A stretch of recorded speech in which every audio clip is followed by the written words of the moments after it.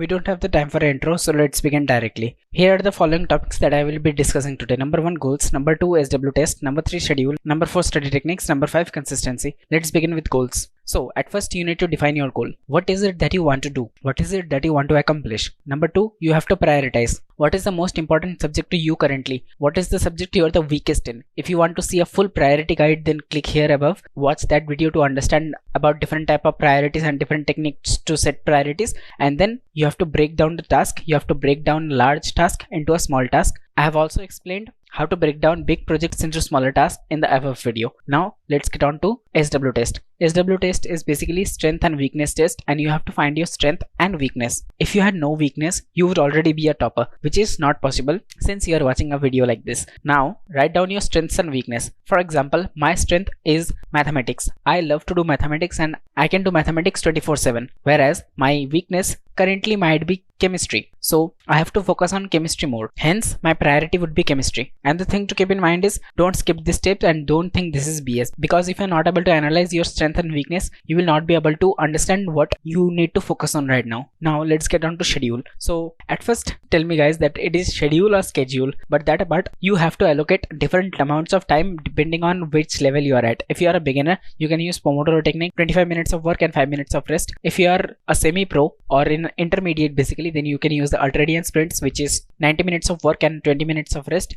It is also aligned with your circadian rhythm, which is linked with your night and day schedule and biological mechanism. Or if you are a pro, then you should absolutely use deep work, which is a concept by Cal Newport. Basically 3 hours of deep, intense, high intensity work and 1 hour of rest, and then the entire 4-hour cycle again. One thing to keep in mind is you have to incorporate breaks into your schedule because they are the most important parts. Don't think you will be able to work for 12 hours or 16 hours straight, because that is impossible. You have to incorporate breaks and you have to take sufficient amount of time to recover. Now most people think that breaks are a waste of time and instead they do busy work whenever they are feeling tired. This is not the way to go because you are accomplishing way less. Because if you took 1 hour of break, you would get more 3 hours or 4 hours of work output in you. Your capacity of doing work will increase and hence you will not just be limited to doing busy work. The last thing to keep in mind is flexibility. Don't make a strict schedule which you know you can't follow. Don't make an impossible schedule. For example, if you are currently waking up at 10 a.m, don't think that tomorrow you will be able to wake up at 5 a.m. This is just impossible and it is out of this world. Now number 3 is don't make a schedule that you know you can't follow. For example, if you have been the type of guy who has never implemented schedule or strict scheduling in his entire life, don't expect yourself to follow each and everything like a military disciplined guy. This is just impossible and you have to think about improving one step at a time. That is the concept of atomic habits. Improve 1% every day and in 1 year you will improve 37%. Now let's talk about study techniques. This is the fun stuff. Number 1, Feynman technique. Feynman technique is basically teaching others to learn a new concept or an old concept that you already know. Number 1 you can do is you can teach others, or else if you don't have anyone to teach like me, you can record a video of you explaining the concept as if you are explaining it to a 5th grader. Whenever you are explaining, you will find holes in your knowledge and you have to improve on those holes. For example, if I am explaining the Heisenberg uncertainty principle, whilst explaining I forget what is the value of delta x into delta p, then I need to go back to my notes and read that it is h upon 4 pi. So hence you have to improve like this. Number 2 is active recall, which is basically recalling what you immediately read. For example,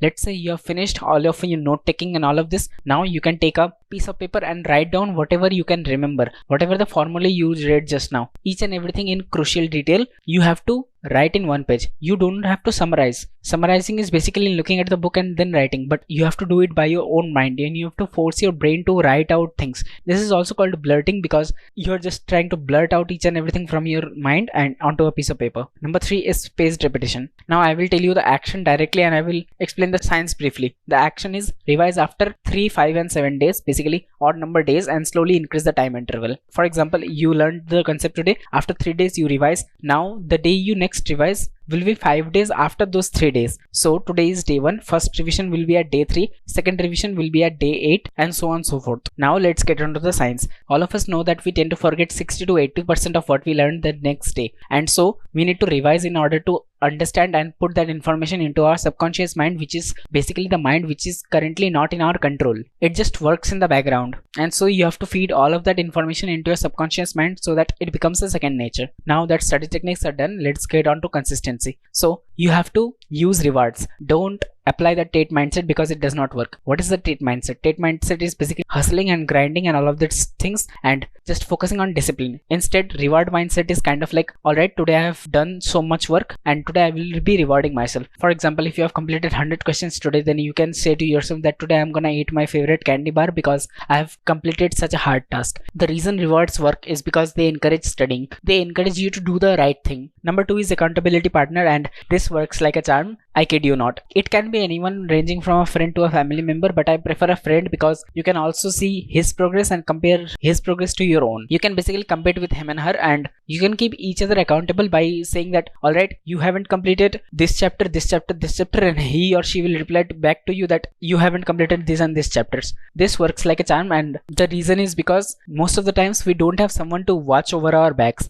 But when you get an accountability partner, you have someone looking at your back and telling you your mistakes. Number 3 is start self-improvement, and basically you get into the diet, mental health, physical health and all of these things which will drastically improve your performance in work. Because if you are having a shitty physical health or mental health right now, you are having trouble focusing, you are having trouble with brain fog and all of these things. You get onto self-improvement, you solve those problems one by one, and you will just be hell lot more consistent. Now let's get on to software and hardware. So the must top priority things you should just use this calendar app for scheduling different things. If you're not using it already, then you should absolutely use it. Now let's talk about software trap, which is basically trying out different and varied softwares to do different things, which is basically a trap because it just lures you in to just try out and keep trying out different software which does not amount to shit, because you are just trying out different softwares and learning their mechanisms, which is wasting a lot of your time. So stick to softwares which actually work and don't change. Number 3 is tracking. Write down everything that you accomplished in a study journal, some sort of stuff where you actually write down, for example, today I completed 100 questions of chapter 1 of exercise 1, something like that. It will give you a place to look back into that, yes, I am doing so much of things, I am such a hardworking person, and so you will get motivation and instant motivation basically to do the other thing that have been pending in your to-do list. Now let's get on to goal setting, and if you are someone who likes to use physical stuff more than the digital stuff, then you should consider writing your goals on a piece of paper and sticking it up in front of you in your wall so that it will be on your face the entire time. If you're someone who prefers digital shit more, what you can do is you can set your goals as your wallpaper so that whenever you open your PC or whenever you open your phone, you just see that what are your goals and you just get constant reminders. We have completed the study guide, and now what you can do is you can join my email list, Saturday Stories, or else you can watch this video on your screen right now which talks about if everything feels important to you all the time, which happens to most of us nowadays. And for studies, one skill you must have is the skill of breaking big tasks into smaller chunks. This is the video explaining how I break down big tasks into small parts. So that was it for this one. I'll see you in the next one. Start if you haven't already.